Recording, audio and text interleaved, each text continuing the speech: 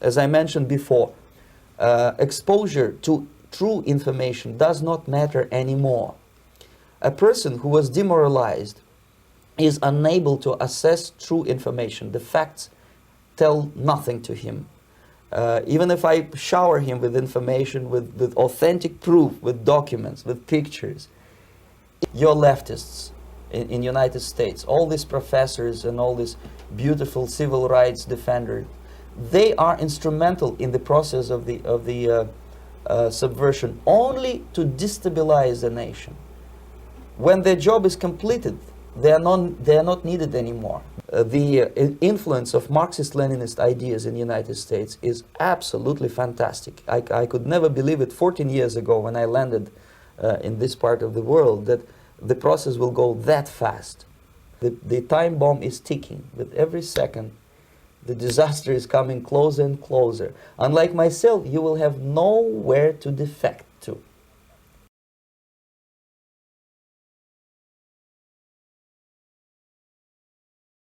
Well, you spoke several times before about ideological subversion. That is a phrase that I'm afraid some Americans don't fully understand. When the Soviets used the phrase ideological subversion, what do they mean by it? Ideological subversion is the slow process which we call either ideological subversion or active measures, активные мероприятия in the language of the KGB, or psychological warfare. What it basically means is to change the perception of reality of every American to such an extent that despite of the abundance of information, no one is able to come to sensible conclusions in the interests of defending themselves, their families, their community, and their country. It's a great brainwashing process which goes very slow, and it's divided in four basic stages. The first one being demoralization. It takes from 15 to 20 years to demoralize a nation. Why that many years? Because this is the minimum number of years which requires to educate one generation of students in the country of your enemy, exposed to the ideology of the enemy. In other words, Marxism-Leninism ideology is being pumped into the soft heads of at least 3 generations of American students without being challenged or counterbalanced by the basic values of Americanism, American patriotism. The demoralization process in the United States is basically completed already. For the last 25 years, actually it's overfulfilled, because demoralization now reaches such areas where previously not even Comrade Andropov and all his experts would even dream of such a tremendous success. Most of it is done by Americans to Americans, thanks to lack of moral standards. As I mentioned before, exposure to true information does not matter anymore. A person who was demoralized is unable to assess true information. The facts tell nothing to him. Even if I shower him with information, with authentic proof, with documents, with pictures, even if I take him by force to the Soviet Union and show him concentration camp, he will refuse to believe it until he is going to receive a kick in his fat bottom. Then he will understand, but not before that. That's the tragic of the situation of demoralization. The next stage is destabilization. This time, subverter does not care about your ideas and the patterns of your consumption. It doesn't matter anymore. This time, and it takes only from 2 to 5 years to destabilize a nation, what matters is essentials: economy, foreign relations, defense systems. And you can see it quite clearly that in some areas, in such sensitive areas as defense and economy, the influence of Marxist-Leninist ideas in the United States is absolutely fantastic. I could never believe it 14 years ago when I landed in this part of the world that the process will go that fast.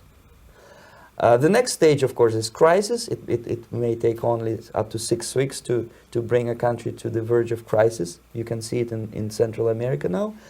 And after crisis, with a violent change of power, structure, and economy, you have so-called the period of normalization. It may last indefinitely. Normalization is a cynical expression borrowed from Soviet propaganda. When the Soviet tanks moved into Czechoslovakia in '68, Comrade Brezhnev said, "Now the situation in brotherly Czechoslovakia is normalized." This is what will happen in the United States if you allow all these schmucks to bring the country to crisis, to promise people all kind of goodies and the paradise on earth, to destabilize your economy, to eliminate the principle of free market competition, and to put a big brother government in Washington, D.C., with benevolent dictators like Walter Mondale, who will promise lots of things, never mind whether the promises are fulfillable or not. Your leftists in United States, all these professors and all these beautiful civil rights defenders, they are instrumental in the process of the subversion only to destabilize the nation. When their job is completed, they are not needed anymore. They know too much. Some of them, when they get disillusioned, when they see that Marxist-Leninists come to power, obviously they get offended. They think that they will come to power. That will never happen, of course. They will be lined up against the wall and shot. But they may turn into the most bitter enemies of Marxist-Leninists when they come to power. And that's what happened in Nicaragua. You remember most of these former Marxist-Leninists were either put to prison or one of them split, and now he's working against Sandinistas.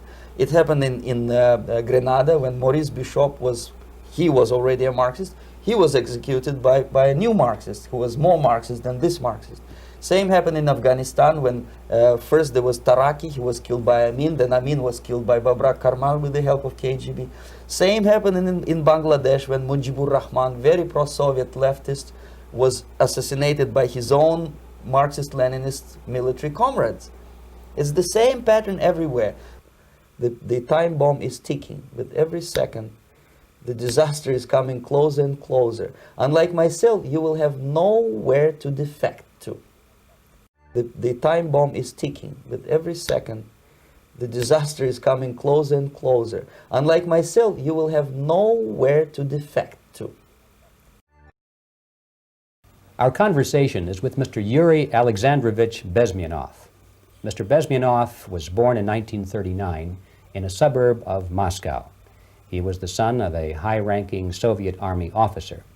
He was educated in the elite schools inside the Soviet Union and became an expert in Indian culture and Indian languages. He had an outstanding career with Novosti, which was and still is, I should say, the press arm or the press agency of the Soviet Union. It turns out that this is also a front for the KGB. He escaped to the West in 1970 after becoming totally disgusted with the Soviet system, and he did this at great risk to his life. He certainly is one of the world's outstanding experts on the subject of Soviet propaganda and disinformation and active measures.